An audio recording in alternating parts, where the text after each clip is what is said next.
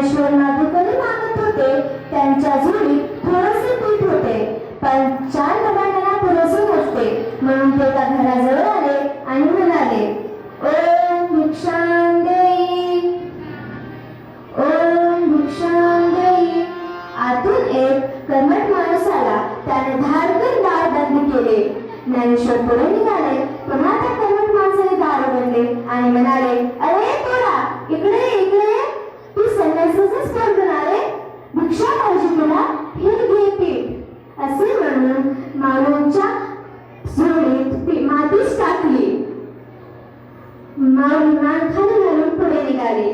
पुन्हा त्या कर्मठ माणसाने झोळी चोरली आणि म्हणाले, अरे थांब थांब, या भाकरी पण घेऊन जा.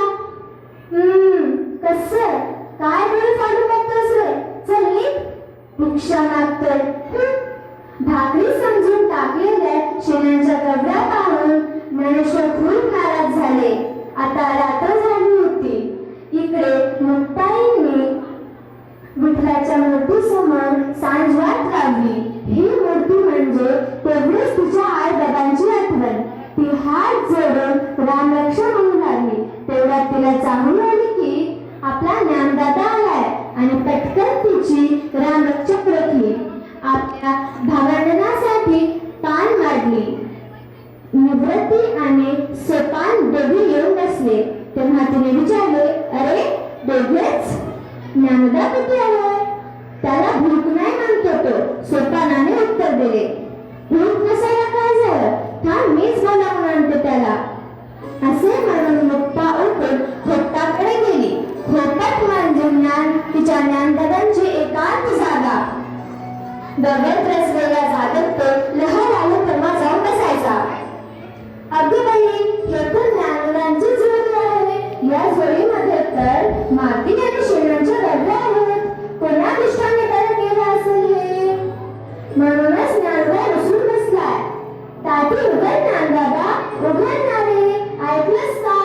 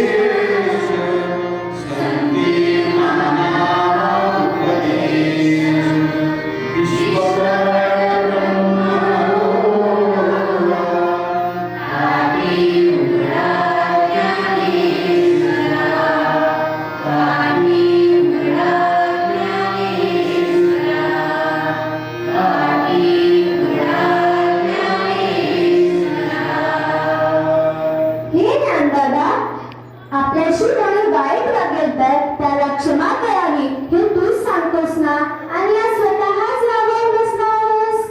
अरे या जोडीत तर माती टाकणाऱ्यांची बुद्धिभ्रष्ट झालीच असणार, पण तू का कष्टी होत आहेस? अरे जिथे शेत उगवतं तिथे तण असणारच, जिथे फुल फुलतात तिथे काटे खुपायचेच, जिथे केवडा फुलतो तिथे नाग निघायचाच.